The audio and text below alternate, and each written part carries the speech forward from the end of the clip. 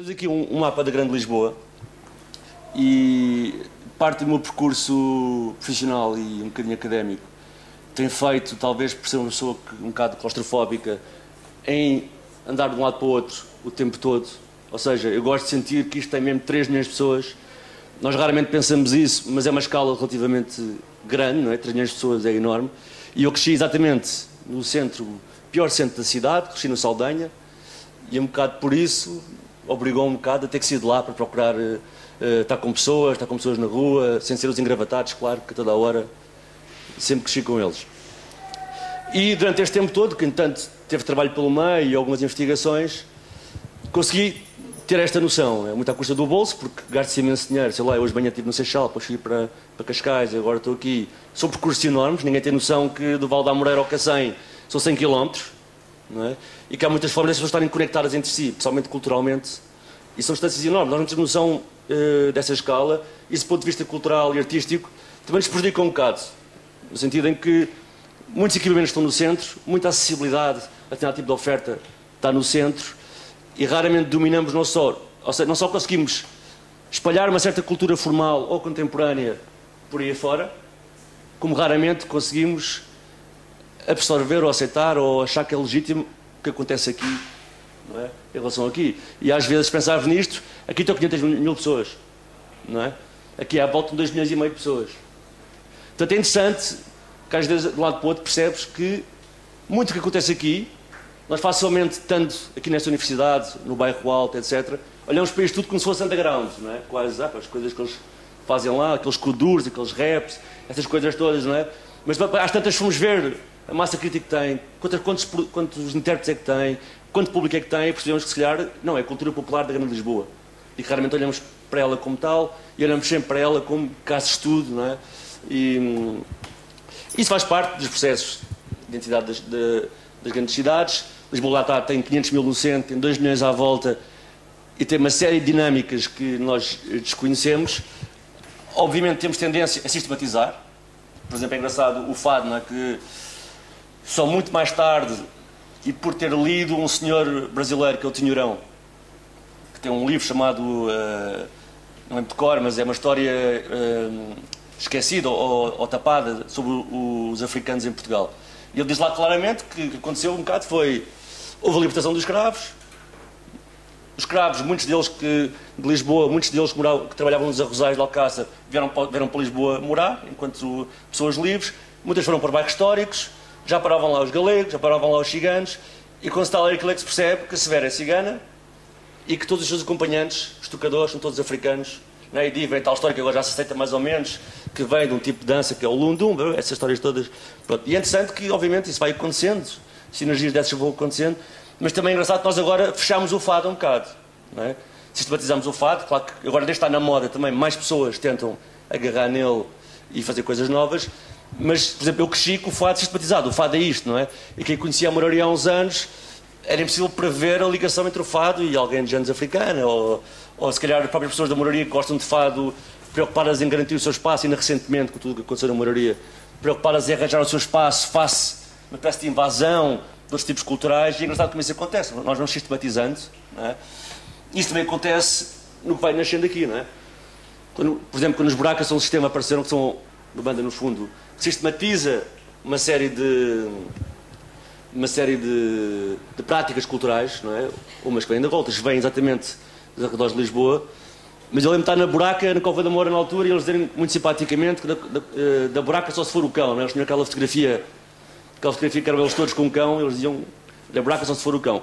Mas pronto, isso tem acontecido muito em Lisboa também, que é que as pessoas têm capacidade de olhar para a área metropolitana, para os 3 milhões, e buscar vários dados que possam reescrever aquilo que nós ouvimos, mudar linguagens, etc. Vou dar aqui um exemplo.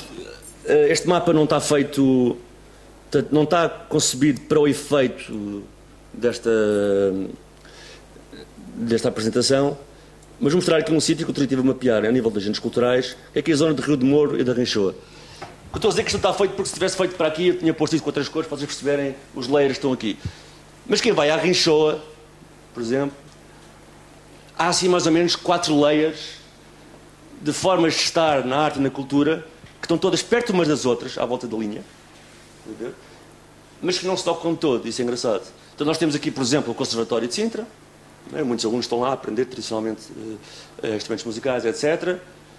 Temos muitos clubes saloios, portanto, muitas agremiações saloias, de cultura saloia, não é? Temos a Casa Leal da Câmara, por exemplo, as pinturas saloias, até grafites sobre a cultura saloia. Temos muitas coletividades de imigrantes que vieram do Alentejo, do Minho, etc. Portanto, canta alentejano, canta-se imenso na Renchoa. Há grupos de Vira do Minho, há pauliteiros, não é? E depois, no meio disto, temos os coduristas, os quizombeiros, os rappers, os de street art. Esta escola é interessante, que é a escola Leal... Alguém conhece a Renchoa? Leal da Cunha? Leal da Câmara, isso. Por exemplo, os famosos pupilos do Kuduro conheceram-se nesta escola, enturmaram, vinham de bairros diferentes, porque isto é bastante central, vinham de várias zonas e formaram aqui, arranjaram um ambiente na escola para criar os pupilos do Kuduro. Mas vamos dizer, é relativamente interessante, porque eles estão aqui muito perto e não se tocam nunca. E depois, com outra questão, que teve um pouco que eu comecei a dizer no princípio, que é, depois ligado à governação política, ligado à governação do território, ligado a quem acede apoios, são só 3 layers, não é? Que essas coletividades normalmente representam a cultura saloia e a dos imigrantes, canta alentejano, e recebem apoio via Câmara através do apoio às coletividades. E depois temos, por exemplo, aqui um grupo de teatros. Vocês sabiam que há mais de 50 grupos de teatro na linha de Sintra? Uma cena curiosíssima, ninguém tem noção disso. Grupos de teatro, que na atual DG Artes, não é? E depois temos esta cultura nova dos jovens, do rap, do kizomba, do kuduro, da qual nós não conseguimos reconhecer uma forma. No sentido, eles não têm um grupo, eles não têm um número fiscal, não têm uma entidade jurídica, não se candidatam. A forma como eles se organizam coletivamente não é, isto tem a ver com a aprendizagem que temos de fazer da cidade onde estamos, não é formalizada, não é? Eu tenho um grupo, por exemplo, ali também de cantares guineenses que se juntam e fazem cantares guineenses, mas obviamente isso não está formalizado em lado nenhum, não é? Com outro cenário bastante interessante, que o bocado que eu vou falar ao longo desta apresentação vai um bocado cruzar isso, que é, estes 3 layers de cultura são tratados pela cultura, variação da cultura. Tudo o que é rap, kizomba, etc., é variações da área social. E onde reparar nisso em todo lado. Isso é bastante interessante, não é? Portanto, agora, há projetos que eu vou mostrar aqui, nenhum passou pela área cultural. E às vezes é engraçado porque já tentei, claro, houve reuniões com vereadores da cultura e é um bocado, não, ali é outra cultura, cena de 5 mil miúdos a verem rap, isso é uma coisa para a área social. Isso também é bastante significativo da forma como não estamos, no fundo, a tratar como deve ser as dinâmicas que estão a crescer e tem repercussões, o facto, esta diferença tem algumas repercussões que já passo a explicar. Um bocado nestes exercícios de profundezas, eu já mostrei isto uma vez, julgo, o Pedro, por exemplo, já viu, um bocado neste exercício do que é mainstream ou não, o que é popular ou não. Um dos exercícios que eu fiz, porque estava muito curioso, por isso e porque é algo que eu tenho visto há muito tempo, vou dar um exemplo. Agarrei no top 10 da FNAC, não é? E fui avaliar quem que eram os 10 artistas mais comprados, seja CD, seja iTunes, que a FNAC alistava. Depois agarrei em cada um deles e fui buscar o seu single em videoclipe no seu canal oficial, sendo que como são editoras, o que acontece? Se eu, António, na minha conta de YouTube quiser pôr um vídeo dele, não é? De Sérgio Godinho, por exemplo, vai acontecer é que a Universal chega lá e não deixa, não é? Cancela. Portanto, agarrei no single deles, que é unilateral, o único que está no YouTube, e fui ver quantos views é que tem. Mas fiz um prazo de 2 anos, ou seja, como vocês sabem, o top 10 da FNAC pode incluir músicas que estou a vender, que estão no top 10 há 1 ano ou há 2, não é? Portanto, agarrei um bocado neste exercício. Vocês estão aqui a ver, isto por acaso está um bocado mal focado, mas está Silence 4, 80 e tal mil, só o Diabo da Cruz é que tem 100 e tal mil, este Sérgio Godinho acabado de sair de um disco ao vivo 5 e tal mil, Dama 100 e tal mil, aqui é o Miquel Carreira, mas, que é com o Henrique Iglesias, atenção, 400 e tal mil, portanto é uma joint venture internacional. E procurei aquilo que eu podia considerar, para quem está aqui no centro, na academia, ou num sítio a trabalhar, o lado mais radical disso tudo o que acontece na periferia. Então fui escolher, por diversas razões, o rap crioulo. Porquê? Porque é rap, pouca gente gosta, porque é em crioulo, não é uma língua oficial, ninguém percebe, supostamente, não é? Porque é independente, não tem agenciamento, ninguém ganha dinheiro com aquilo, a não ser os que fazem os vídeos de vez em quando, 250 euros, depende um bocado. Depende se eu ponho o vídeo, já vão perceber porque, não está alguém disto. Depende se eu ponho o vídeo, por exemplo, eu pago 250 euros, mas tu, que és o realizador, pões o vídeo na tua conta, ou pago tipo 500 e eu ponho na minha conta. E já vão perceber porquê. Porque de repente, o crioulo da cidade de Lisboa, que ninguém reconhece, nem sequer na educação, nem sequer na escola, como algo verdadeiro, não é? Uma coisa que é feita sem produção, sem agenciamento, tem 500 mil, 200 mil, eu fiz um bocado de calhas, 850 mil, 1 milhão e 200 mil, 1 milhão e 100 mil, e aquele nem sequer é um videoclipe, 400 e tal mil. Uma questão territorial, 6 de Maio, Miratejo, Outrela Portela, Miracintra, que é um bairro pequeníssimo. Não, Miracintra é enorme, mas o bairro de alojamento deste grupo é pequenino, são 4, 5 prédios. A Rentelo, 1 milhão e 300 mil, joint venture entre Val de Santo António, conhecem ali em Lisboa, ali uns realojamentos, e Madorna, na parede.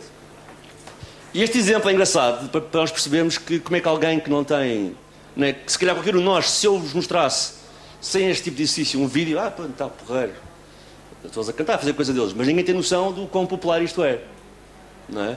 E isso tem um bocado a ver também com aquela análise que eu comecei a fazer, que não acabei, do território da Grande Lisboa, dos 500 mil do centro, dos 2 milhões e meio à volta.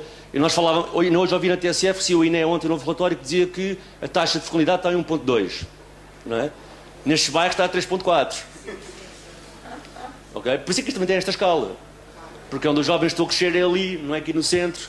Embora ali seja degradado o sentido das oportunidades de acesso à saúde, de acesso à cidadania, mas não têm documentos, não é? Mas eles reinventam e conseguem, eventualmente, criar a forma cultural mais popular da Grande Lisboa. Porque se eu for ver os YouTubes de todos os tipos de... Esta é, sem dúvida, Kizomba, está lá também, mas o Kizomba é internacional. Não é? Ouve-se em Angola, ouve-se aqui em Cabo Verde. Estes grupos que ouvem-se aqui, e por exemplo, eu tenho uma conta destas para testar, e o Analytics, portanto, a estatística do YouTube, diz-me que 3/4 são da Grande Lisboa.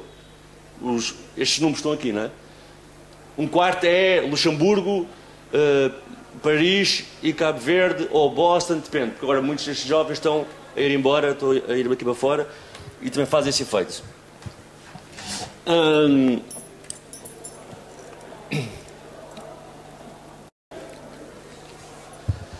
Isto para explicar o quê? Estou aqui a pôr imagens do Val da Amoreira e vou dar este exemplo de política que pode ser interessante. Acho que o Val da Amoreira é um bairro na margem sul, Concelho da Moita, embora esteja mais perto do Barreiro.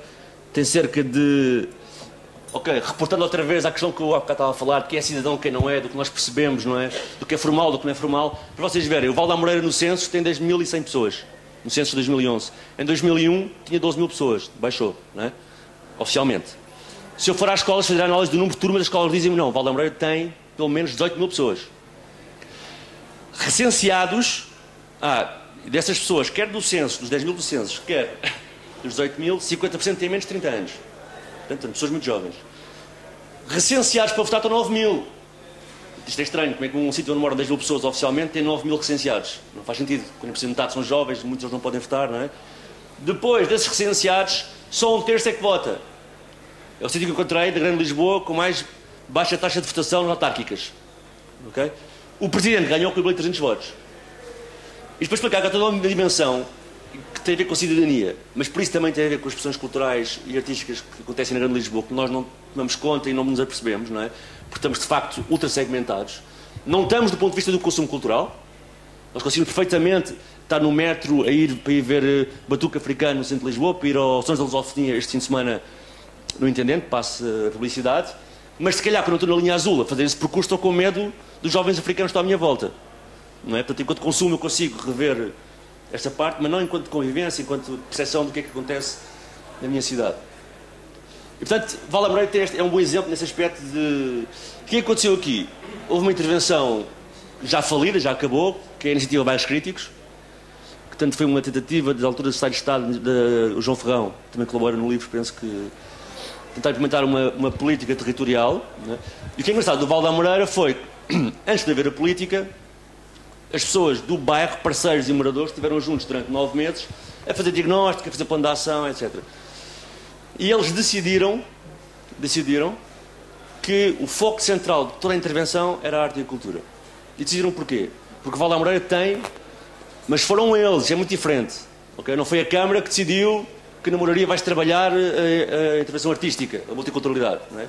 Foi a população que decidiu. Porquê? Porque são muito jovens, os jovens estão muito afetos às expressões culturais e artísticas, porque, ao contrário de grande parte dos bairros da Grande Lisboa, a nacionalidade dos avós é bastante dispersa. Portanto, temos cerca de 20% de angolanos, 20% de cabo-verdianos, 20% de guineanos, muitos moçambicanos, timorenses, e não havia divisão qualquer de grupos de jovens pela essa ascendência cultural, até era mais por zonas, portanto eles davam-se todos. O que é que isso permitia? Permitia que havia um grupo de Kuduro, se calhar só um era angolano, o resto até eram de origem portuguesa ou eram cabo-verdianos. Eu vejo alguém cantar crioulo, penso que são cabo-verdianos, não, se calhar é português, se calhar é... Portanto, quando tinha esta massa toda, fez-se um projeto aqui. Portanto, este projeto é interessante de analisar.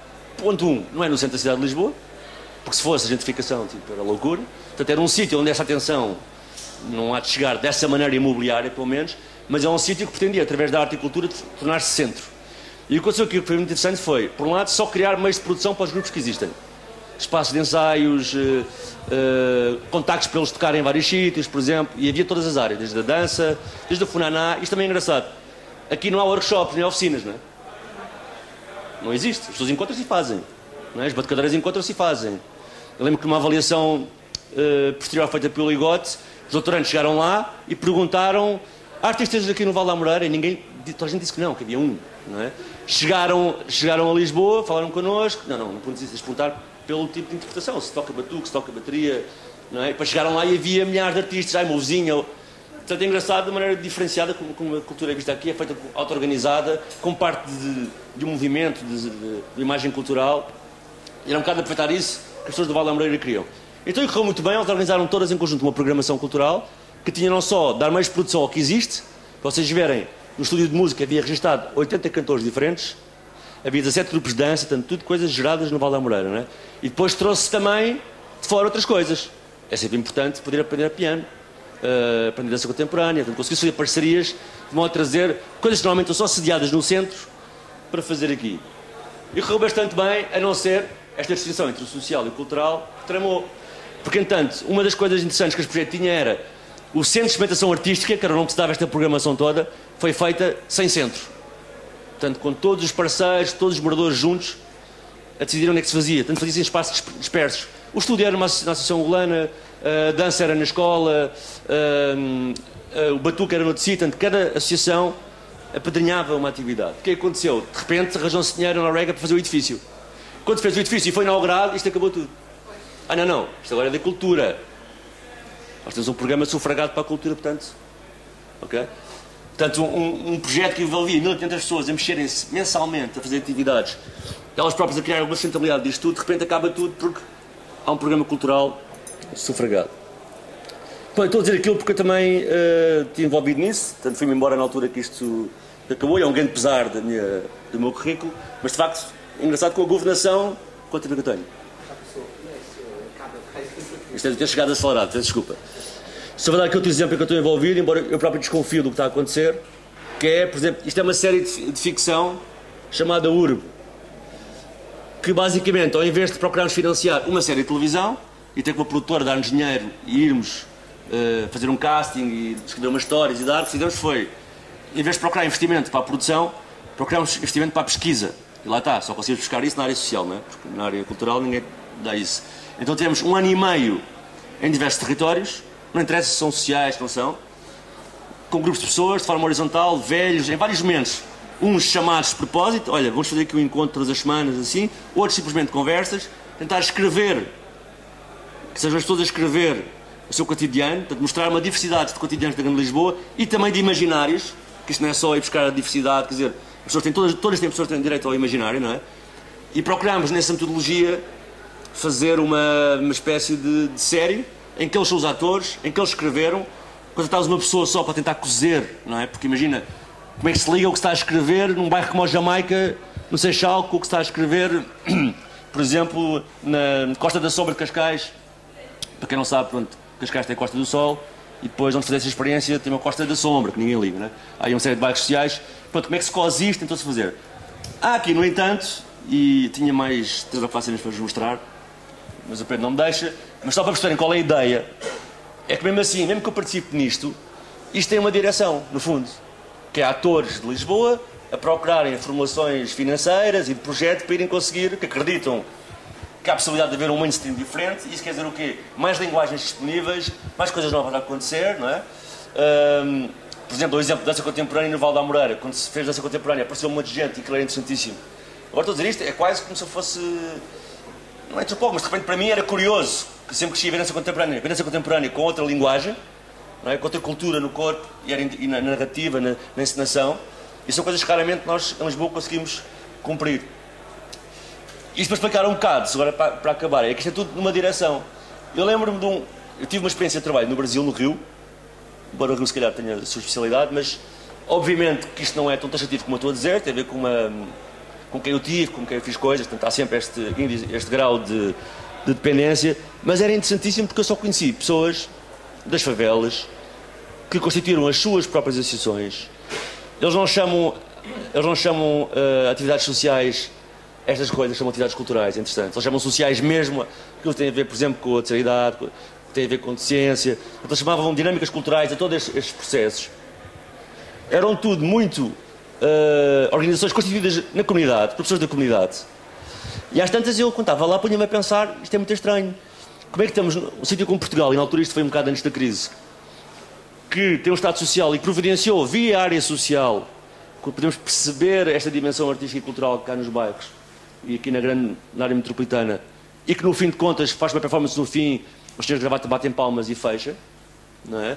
Porque nós andámos a financiar isso tudo durante anos, e de repente estou num sítio onde não houve Estado Social, onde obviamente as condições de dureza são muito maiores, e de repente se eu for a um triplex no Rio de Janeiro, eu tenho pelo menos 1 ou 2 filmes realizados por alguém que nasceu numa favela.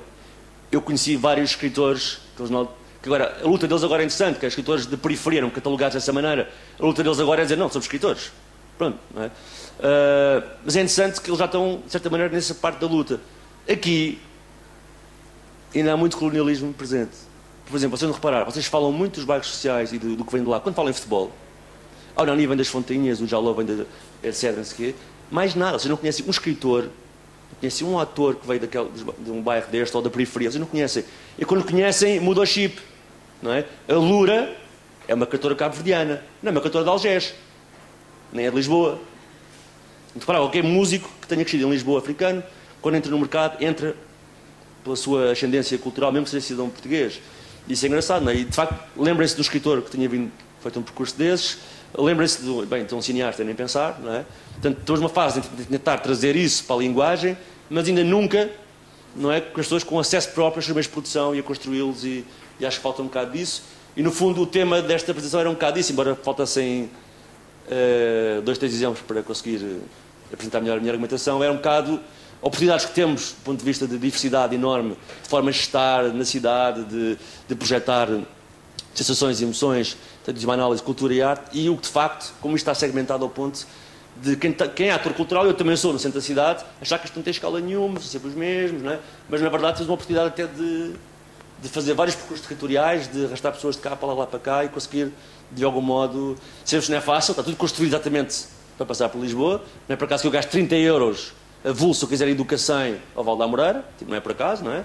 Está tudo feito para se concentrar em Lisboa, mas só ter alguma atenção que dá para fazer, eventualmente, procurar um novo mainstream, uma nova forma de estar por aí. Obrigado. Desculpa lá a aceleração, mas...